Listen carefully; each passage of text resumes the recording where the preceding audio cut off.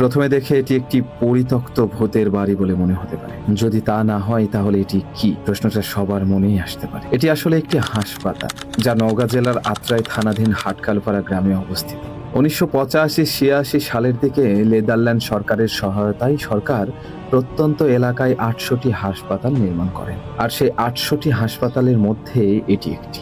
এই হাসপাতালটি একসময় মানুষের জীবন বাঁচানোর কেন্দ্রবিন্দু ছিল। অসুস্থ মানুষরা তাদের চিকিৎসার জন্য ভিড় জমাতেন। বেশ কয়েকজন ডাক্তার এবং নার্সও ছিল এখানে, যাদের পরিশ্রমে অনেক জীবন ফিরেও পেত। সবাই মোটামুটি স্বাস্থ্যসেবা পেত এখানে। আসসালামু আলাইকুম স্যার, ভালো আছেন? জি ভালো আছে। আপনি তো সম্ভবত এই চরকতলা সরকারি প্রাথমিক বিদ্যালয়ের একজন শিক্ষক, ভারপ্রাপ্ত প্রধান শিক্ষক। আপনার বাসা এই গ্রামেই? হ্যাঁ, এই গ্রামে।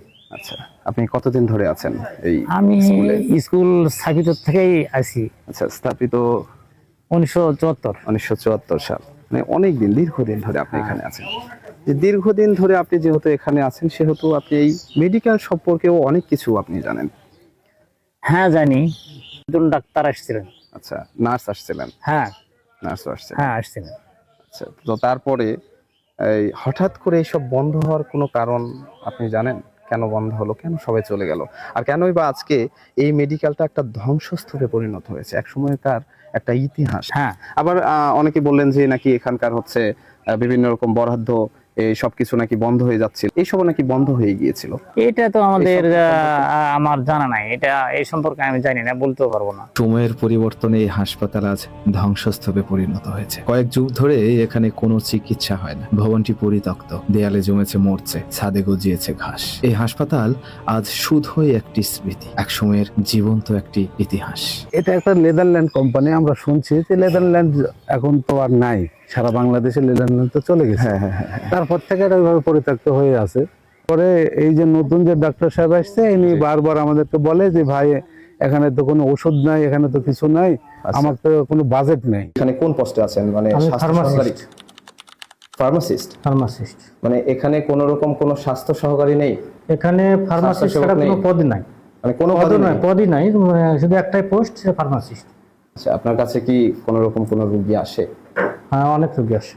সেই হিসেবে আপনি কি তাদের চাহিদা পূরণ করতে পারেন? না, চাহিদা তো আসলে পূরণ করা সম্ভব হয় না। কি জন্য? এখানে তো কোনো বরাদ্দ নাই, এখানে 1 টাকার ওষুধেরও বরাদ্দ নাই।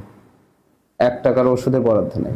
এখানে যে ওষুধটা দেওয়া হয় শুধু হচ্ছে উপজেলা স্বাস্থ্য কমপ্লেক্সের বরাদ্দ থেকে কিছুটা অংশ এখানে ওষুধ দেওয়া হয়, যেন হাসপাতালটা বন্ধ না হয়ে যায়, এই কারণে দিয়ে হাসপাতাল চালু করা হয়। গ্রামের মানুষদের এখন শহরে গিয়ে চিকিৎসা নিতে হয়, যা অনেকের পক্ষে কষ্টকর এবং ব্যয়বহুল। অনেক সময় হাসপাতালে যেতে যেতেই মানুষ মারা যায়, সময়ের অভাবে, দূরত্বের কারণে। এই হাসপাতালের পতনের পেছনে রয়েছে অনেক কারণ। হয়তো সরকারি উদ্যোগের অভাব, হয়তো চিকিৎসকদের অভাব, কিংবা আধুনিক চিকিৎসা ব্যবস্থার কাছে গ্রামীণ মানুষের আকর্ষণ হারানো। যাই হোক, এই হাসপাতালের অবহেলার ফলে আজ গ্রামের মানুষ এতটা অসহায়। প্রত্যন্ত একটা এলাকা, এখানে লোকগুলো সবকিছু গরিব মানুষ, সবারই মনে হয় খেটে খেলে ভাত। এই মতো অবস্থায় এই জায়গাতে একটা সম্পদ তৈরি হয়ে যদি সরকার চোখে না দেখে, নেদারল্যান্ড সরকার ছিল সেটা বাতিল হয়ে গেল। এখন সরকার এমপি আসলো, বিভিন্ন ইসরাফিলার আমলে আসলো, তারপরে হেলাল সাহেবের আমলে আসলো, আয়সা ওই সবাই এসে বলা যায় উন্নয়ন হবে হবে হবে, আজ পর্যন্ত কোনো উন্নয়ন হইতেছে। তারপরে সুমন ভাই আসা এমপি হলো, সুমন ভাই আসা মানে মোটামুটি একটা উদ্যোগ নিয়েছিল, তারপর সরকার তো টিকতে পারলো না, একবার সবকিছুই বন্ধ হয়ে পড়ে আছে। এই যে রাস্তা, এই যে রাস্তাটা, এটা সবকিছুর ইয়া ছিল। আপনি এদিকে যান, এদিকে যান, রুগী বাঁচবে না। রাস্তা যে কন্ডিশন, এত ভয়াবহ অবস্থা। এমনি ভ্যান তো উল্টা চলা যায়, রুগী নিয়ে যাবে কি? তাহলে আপনাদের এই হাসপাতাল তো বেশি প্রয়োজন। আমাদের জীবনের দাবি এটা, এই হসপিটাল আমাদের জীবন মরণের দাবি একটা।